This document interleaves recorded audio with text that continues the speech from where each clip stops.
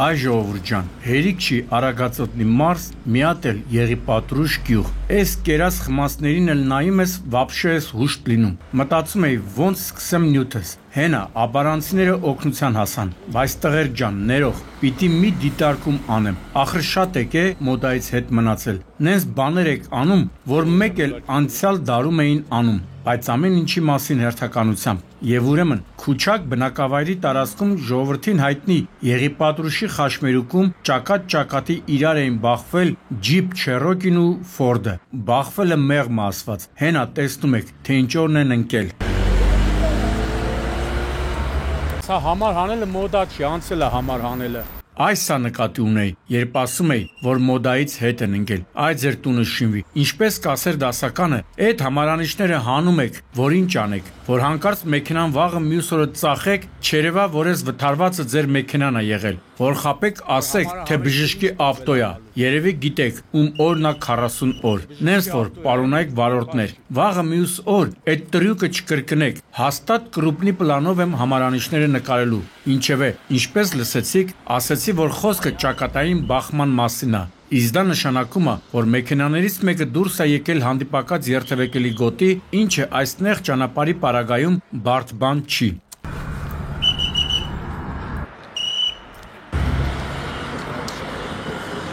Ինչպես տեսնում եք, բախման հետևանքով մեքենաները հայտնվել են երթևեկելի գոտուց դուրս, նրանցից մեկն էլ բախվել և կոտրել է գազատար խողովակի երկաթե սյունը։ Անկեղծ ասած, հենց նկարահանումների սկզբից նկատեցի, որ շատ մունդար հատված է, տեսադաշտի խնդիր կա, երևի դուք էլ նկատեցիք, որ ոլորանապտույտ հատված է, հետո արդեն հարևանության բնակվողները հաստատեցին, որ այս հատվածում վթարներ հաճախակի են լինում։ Հետևաբար օր առաջ տարածքային կառավարման և ենթակառուցվածքների նախարարության ճանապարհային դեպարտամենտ հիմնադրամը ճանապարհային նշաններով կահավորի, ինչու չէ նաև կատարի ճանապարհի լայնացման աշխատանքներ։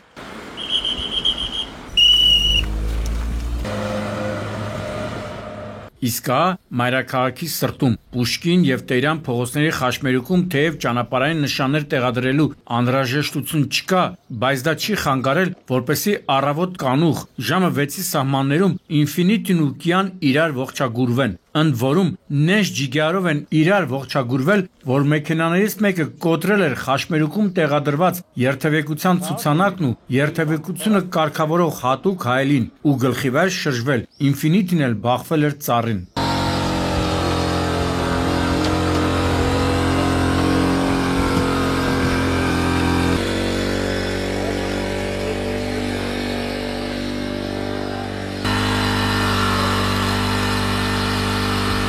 Ինչպես տեսնում եք, խեղճ փրկարարները, որոնց համար նման վարորդների պատճառով գիշեր ցերեկ մեկա դարձել, փորձում են հատուկ տեխնիկայի միջոցով դուրս բերել Կիայի ներսում մնացած վիրավորին։ Ի վերջո, տևական ժամանակ տանջվելուց հետո նրանց դա հաջողվում է։ Ընդհանուր առմամբ, ինչպես նշում էին դեպքի վայրում հավաքված քաղաքացիները, երկու հոգու տարբեր աստիճանի մարմնական վնասվածքներով տեղափոխել էին Երևանի տարբեր հիվանդանոցներ։ Մի հոգուն էլ շտաբօգնության բժիշկների հերթապահ խումբը տեղում էր բուժօգնություն ցուցաբերել, բայց ինչ իմանայի, որ ինտրիգը առջևում էր, ու այդ ինտրիգը ստեղծել էին երկու մեքենաների վարորդները, ավելի շուտ նրանց շուրջ պտտվող պատմությունները։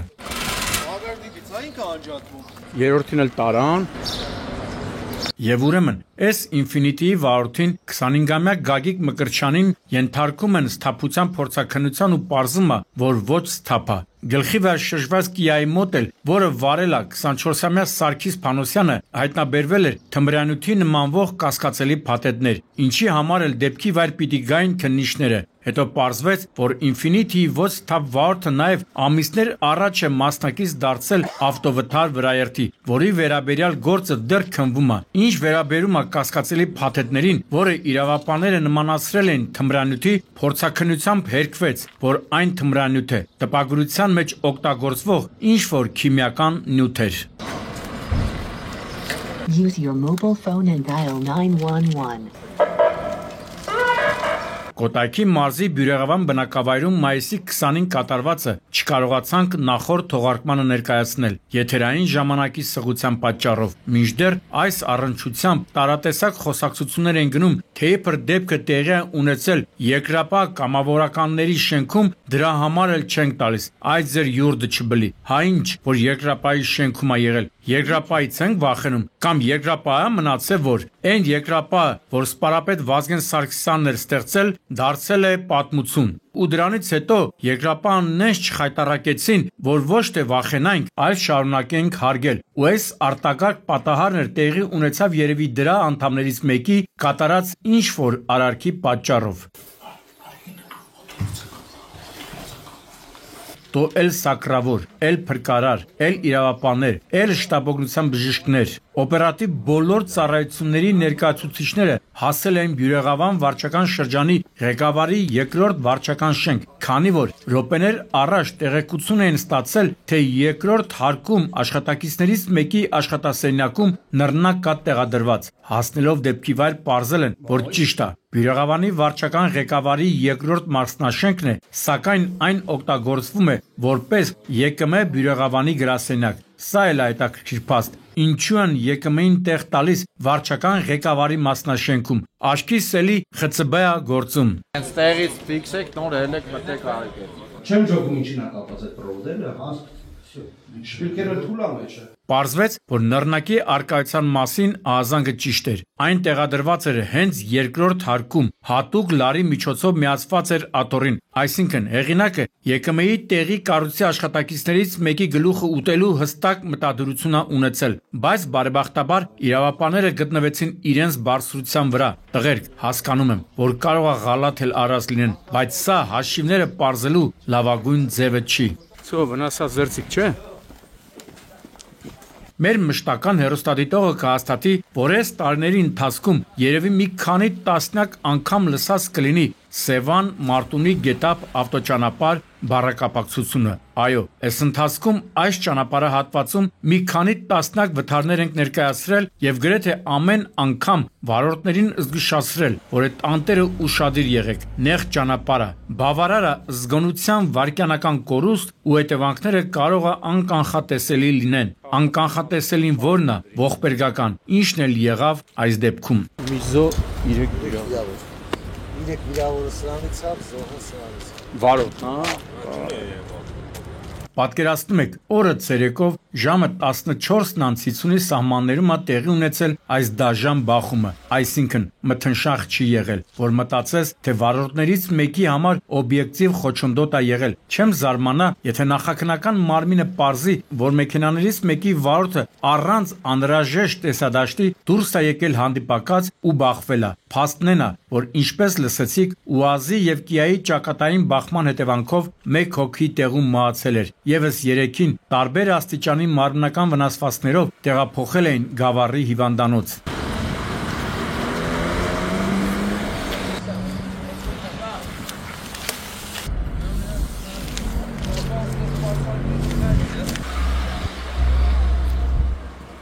Փաստորեն, այս անվտանգության բարձիկն էլ փրկություն չի։ Իսկ գիտեք որն է փրկությունը, հարգելի վարորդներ, եթե յուրաքանչյուրս պահպանենք երթևեկության կանոնները, այս տեսարանները քիչ կլինեն, առավել եւս պաշտպանության նախարարության հաշվեկշռում գրանցված մեքենաների հետ։ Թե չէ ստացվում է, որ ռազմի դաշտից վերադառնում են, սակայն ճանապարհներին են զոհվում։ Արջևում ամառը, այսնեղ ճանապարհով հոսքը կմեծանա։ Հիշեք, որ ավելի լավ է մի քանի րոպե ուշանալ, քան ընդհանրապես տեղ չհասնել։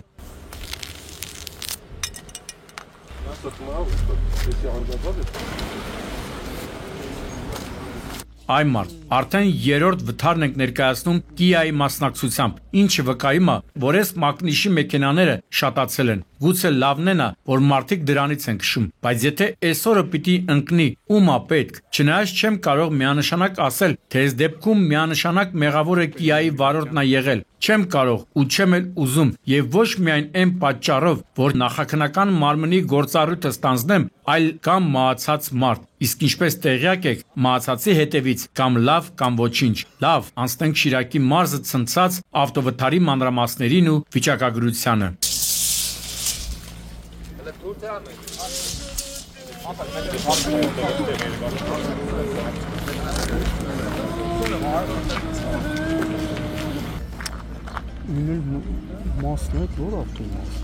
Այ մարդ, այսինչ կարգի արագություններ պիտի բացած լինեն, որ այսօրը ընկնեն, աստվածիմ, մի ես մեքենային նայք, ու երբ պատկերացնում ես, որ սրա մեջ մարդ է եղել, սարսափում ես, ժամը 19-ի սահմաններում Շիրակի մարզի Մայիսյան բնակավայրում տեղի ունեցած վթարի մասնակից այս կիայի վարորդի ողջ մնալու հավանականությունը ոչ թե զրոյական է եղել, այլ մինուս անվերջություն։ Գյումրիի բնակիչ 32-ամյա Սուրիկ Մարտիրոսյանը տեղում մահացել էր, իսկ ահա այս Մերսեդեսի վարորդին 19-ամյա Արտուշ Աթանեսյանին տեղափոխել էին հիվանդանոց, ասեցին, որ նրա վիճակը լավագույններից չէ, բայց հուսանք կյանքին վտանգ չի սպառնում։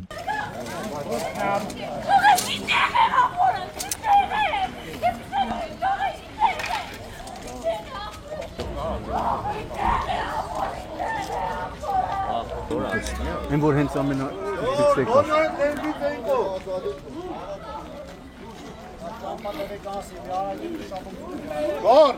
դիատարնա Սարսափելի էր այն, ինչ տեղի էր ունենում։ Կնոջ աղիողորմ լացն ու հավաքվածների տարակուսած դեմքերը ապացույցն էին, որ այս բնակավայրում հերթական ողբերգական պատահարը տեղի ունեցավ։ Նախորդի մասին, երբ մի ամբողջ ընտանիք էր զոհվել, սուրանկյունը անդրադարձել էր։ Պրակտիկաս ցույց է տալիս, որ դեպքի վայրում լարվածությունը պահպանվում է այնքան ժամանակ, քանի դեռ մահացածի մարմինը չեն հեռացրել։ Ուստի, երբ դիատարը մոտեցավ վթարված մեքենաներին, թեթև շունչ քաշեցի։ Այլապես, եթե մի քիչ էլ դիատարը ուշանար, չէի իմանա, թե ինչ կկատարվեր։ Էլի եմ կրկնում, չեմ ցանկանում նախաքնական մարմնի գործառույթը ստանձնել, բայց մեքենաների այս վիճակը վկայում է, որ գործ ունենք արագությունների հետ։ Հա, իդեպ, քիչ էր մնում մոռանայի, այս Մերսեդեսը վթարի մասնակից չէր, իր համար կայանած է եղել, երբ տեղի է ունեցել վթարը, ու բախված մեքենաներից մեկը եկել ու հարվածել է նաև Մերսեդեսին։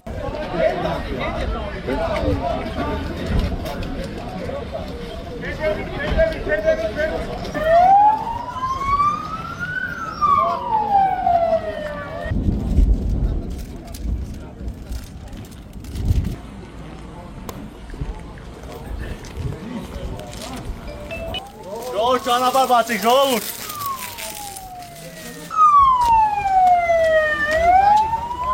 Այն որ սկզբում ասեցի, որ Արագածոտնի մարզում էլի տեղ կա, որտեղի ռելիեֆը անհաջող է, մասնավորապես կա ոլորապտույտ հատված եւ արկա է տեսադաշտի խնդիր, այս դեպքի մասին էի ասում։ Էլի քուչակ բնակավայր ու էլի վթար։ Այս անգամ Opel-ն ու Volkswagen-ն էին իրար բախվել։ Ցավոք, այս դեպքում էլ է գործել Զակոն Պոդլստին։ Այսինքն, վթարի պահին բախված մեքենաների մեջ լիքը մարդ է գտնվել, իսկ եթե ավելի ստույգ լինենք 13 հոգի։ Պատկերացնում եք, այդքան մարդ ու նման դաժան բախում։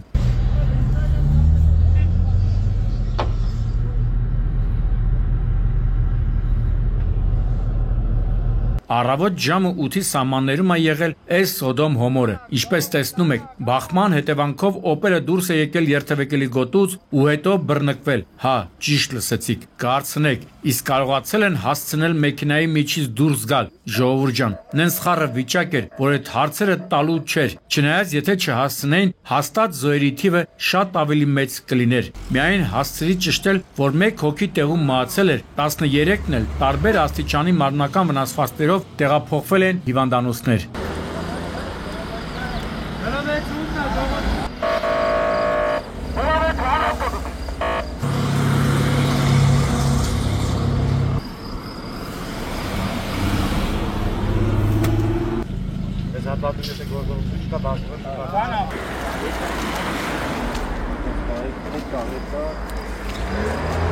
Հետո արդեն տեղեկացանք, որ վիրավորներից մեկի վիճակը շատ ծանր էր եւ անհրաժեշտ էր տեղափոխել մայրաքաղաքի հիվանդանոց։ Ինչ լավ է, որ երկրում ցան ավիացիա է գործում։ Հեսա ուղղաթիռը եկավ ու կարճ ժամանակում ծայրահեղ ծանր վիճակում գտնվողին կհասցնի Էրեբունի բժշկական կենտրոն, որտեղ էլ հնարավոր եղավ փրկել նրա կյանքը։ Իսկ արդեն 1 օր անց տեղեկատվություն ստացանք, որ ապարան բժշկական կենտրոնում տեղափոխված ուղևորներից մեկը ևս մահացավ, այսինքն 2 զոհ, 12 վիրավոր։ Պարոնայք իրավասուներ, ձեզ շատ պետք է խնդրենք, որ նման խնդրահարույց հատվածները ճանապարհային նշաններով կահավորեք, եթե տեղ կա ճանապարհը լայնացնելու, անպայման լայնացրեք, թե վիճակագրի դերը շատ ավելի է գերադասում, գործ անել պետք չի, միայն հետևանքները կարելի է գրի առնել։